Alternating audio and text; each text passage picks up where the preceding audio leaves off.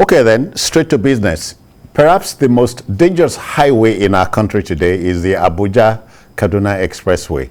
The heightened security on the route provoked by a resumed reign of terror by devil-may-care kidnappers makes it so. The President, Commander-in-Chief, Muhammadu Buhari, during a 2-hour Security Council meeting at the Aso Rock Villa in Abuja on Thursday, ordered security chiefs and the acting IG to deal most decisively with bandits around the country. I tend to agree with the American billionaire Theodore Forsman, who said, let me quote him, "The opposite of security is insecurity, and the only way to overcome it is to take risks," Emeka. Well, the government says it's taking enough risks on behalf of Nigerians, that the road, that's vital highway, you know, that efforts have been made again and again to secure the highway, but it appears the criminals on that road, you know, move a step ahead of the security agents, security agencies, especially the military. And so it makes people wonder, I mean, how do these people, how are these people, these, you know, criminals able to, I mean, stay ahead of the security agencies? I mean, how are they able to operate for 1 hour unhindered? I hope you are not begging the question, because bandits also have intel reports. How would they have? No. Yeah, the kind of reports they will have are the kind of reports just that would enable them to carry out surprise raids, you know, hit and run. But in this case, you find out they stay on the road for 1 hour and just operate as if, I mean, they have that devil-may-care attitude, you know. So, and you find out that the security agencies only come later, you know, they are reactive instead of being proactive. Now, you see Kaduna State had shut down telecom services. But these guys were able to circumvent this shutdown and we're still operating. And we know that this is a vital highway. Does that not tell you there's intel amongst them too? You see, that would be very surprising. Which perhaps maybe coming from within the military. Yes, of course.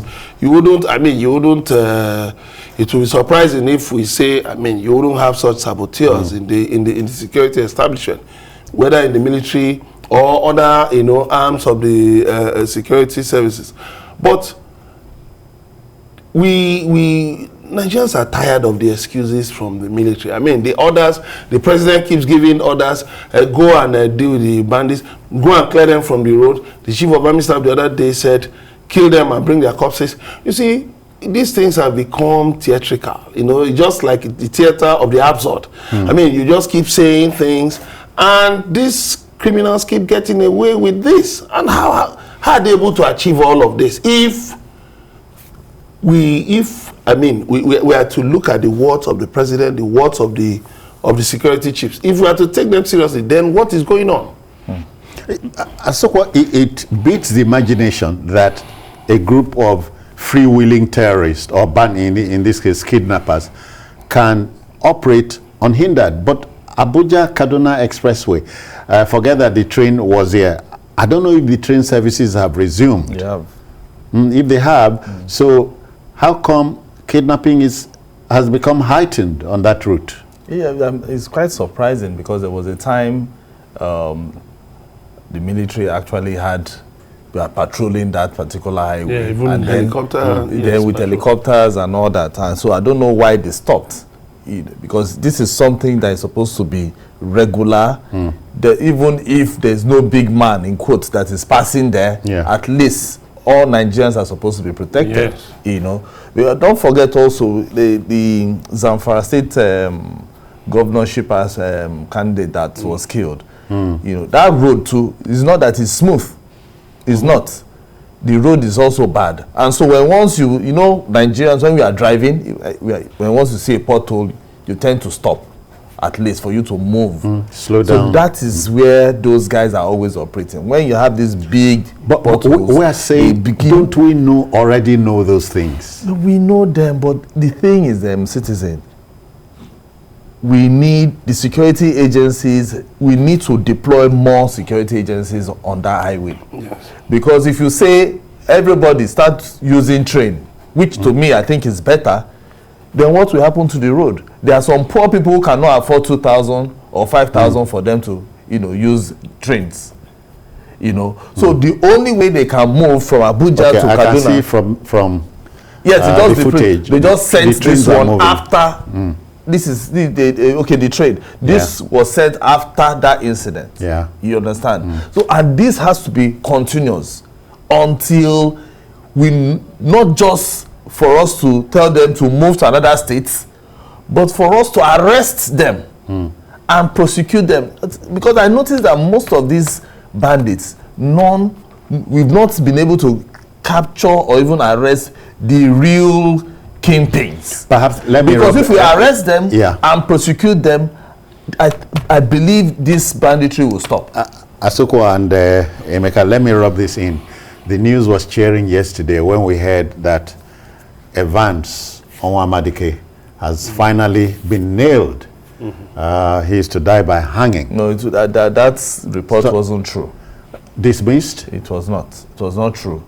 Because if you look at what was on social media, they didn't tell you which court it happened. If you actually read that story, because we read it, there was nowhere that they said one justice or which high court and actually sentence him. So which also tells you social media should also allow us. Let's be very realistic. The social media society is media interaction. There's nowhere that they said it was this high court or this magistrate court. Yeah, but the social media, however pretentious they might be, the traditional media will be ahead. Because we talk about facts and so on. I saw this story like anybody else, and I fell for it. Now I'm hearing this. But imagine the audacity of kidnappers saying, give the ransom when this time we network still there. And I know that. Exactly. That's audacious. Yeah, you should know the chairman of the National Drug Law Enforcement Agency, Brigadier General Boba Marwa, retired. He said that the rampant use of hard drugs, has largely aided criminality, banditry, terrorism in Nigeria. So when you hear somebody talking like that, saying, you should be grateful that this phone is not on speaker. Otherwise, if my colleagues had heard, they would have either shot him dead or beat him up. So it's like they are talking about, just animals. The hard drugs and so on and substances are enhancers. Of course, they are enhancers. Of course, they boost that mentality that they can do anything and get away with it. They can kill people. And they have, largely, yes, been getting away. But you see, why are the northern states not really doing much in terms of prosecuting these bandits? How many of these bandits have been paraded the way criminals are paraded in the south? How many of the bandits do you know have been caught? All we hear is that some top level bandits have been killed.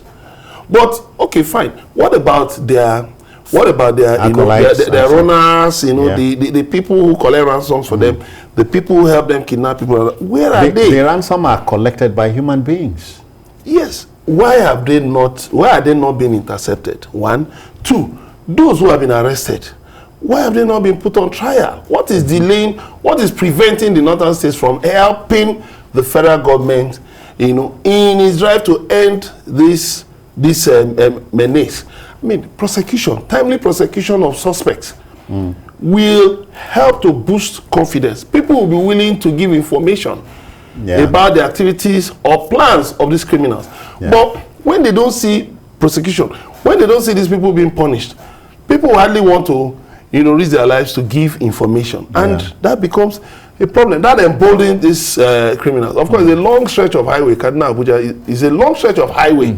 So you can't 2 hours. You can't expect the security agencies, to be on every stretch. But you see, there is something about command presence, security management. Command presence. If you have effective command presence from Lagos to Onitsha. You know, I mean, within just a few meters, you are at a police checkpoint, you look ahead, you see another police checkpoint, yeah. and then you move ahead, you see a military checkpoint, you see customs checkpoint, road safety and all. Why can't they have this same thing? Command presence on Kaduna, Abuja Expressway? Yeah, because you have a lot of military formation. I think Kaduna holds the highest number of military formations in Nigeria. So there should be adequate command presence so as to quickly respond. I'm even surprised that they don't even have checkpoints on that stretch. As many checkpoints as you have on Benin Shagamu Expressway. What are those people doing on Benin Shagamu Expressway? I know, yes, they're doing a good job of security, but I think the overbearing attitude of the security agencies on Benin Shagamu Expressway tells the story that it is not just about securing the road, but there are other motives. Things, yeah. Let them move some of these people. We've said it again and again on this program. Move some of these people to Kaduna Abuja Expressway. Move them to some of these expressways in the north that are, you know, that where these criminals routinely kidnap people. Make sure also deploy armored personnel carriers. Yeah. So that you can have quick fire. You saw the man on that with that rapid fire mechanism. He wasn't comfortable. As the vehicle was moving, he had to keep adjusting. I mean, you need to also deploy technology and then intelligence, involve the people. But there must be swift punishment, because when you don't punish criminality, if you don't punish bad behavior, when you don't swiftly ensure justice against these criminals, they will just wait for another day to strike. We keep talking about the reign of untouchables in our country. Yes, that including criminals, common criminals. Oh yeah, common criminals, and they're just killing people, kidnapping people. Some criminals are so daring; they say things, crazy things like, "I fit kill you and nothing will happen." Yes, I'll waste you. Even they even say, "I waste you and nothing will happen." I mean, and usually they are right. If you nothing will happen. What has been happening? Asoko, let me make it a brighter evening. I can mention names now. Justice Taiwo of the Federal High Court Abuja, this morning, earlier on today, pronounced two kidnappers groups, Yan Bindiga and Yan Taada, I hope I got that right, declared them terrorists. And this was essentially from Mr. President's order. He ordered that the groups be declared terrorist groups, you know, and the groups we are told have been active in the northeast and the northwest. Well, this is cherry news, you know. So this is what we've been, clamoring for a very long time. Although I've not really gone deep into their own activity, if they were just maybe a set. They are among the notorious groups. So if they are the notorious ones, this is a right step, you know. And so with this, people should be confident enough to identify those who are members of this group, to be able to tell the security because agents. It's very possible to do. Yeah, no, of course, because if I know that there's a particular person who is a member of the group and the person is still a member, we can tell the police officers Emeka, we remind you of the Wadumes of this life. Exactly. That one is still is still something that we need to discuss. Just a minute. We are joined by Abubakar in Niger State. Abubakar, good evening to you. Are we in business, Abubakar? Hello? Lift up your voice, as they say. Yeah, good evening. I'm sorry, we can hardly hear you. Yeah, you were saying. So the first, just like Emeka just said, I know that most of these bandits, they live within the communities. Oh yeah. People know these people. And so with this that has just happened in the law courts, and they've declared these terrorists, these groups as terrorist organizations, people will have confidence. People might not really have confidence in telling security agents that, I know my neighbor is a member of this group. Yeah. Why? Because I've had occasions. You can't be too sure. I've had occasions to, to relate with one or two people staying in this Northwest. And they say even if you look at them suspiciously, those who are into this banditry, if you look at them suspiciously, you might not even leave the next day. In such an environment, volunteering information becomes a tall order.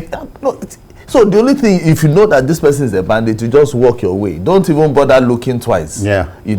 So with this, I want to believe that people will now have confidence to say, okay, fine, I'm going to report this to the police. But the problem most Nigerians have is, will the police also conceal the identities of those who are bringing this information? Because if they don't, we'll keep going round and round and even the circle. Governor Zulum, Professor Zulum of Borno State, said not too long ago, look amongst you, there are some fifth columnists. Exactly. So that will be coming from privileged information. I have an issue with that courtroom, because an ex parte order, which is just for 90 days. So I mean, why not a clear order? A clear order. Is there an urgency? What's the urgency attached to it? For 90 days. I mean, and this is Nigeria is such a funny country that don't be surprised if one lawyer springs up from somewhere to challenge that ex parte. Ex parte order. Yes. We are joined now by Samuel. Samuel is in River State. Good evening, Sam. Yeah, good evening, sir. Yeah, welcome. Yes. I want to speak about the Kaduna-Abuja route. I fly that route every month because I work here in Port Harcourt and I go to see my family in Kaduna. Now, in the south here, where the kidnapping started, they were able to eradicate it with a security architecture they put in place.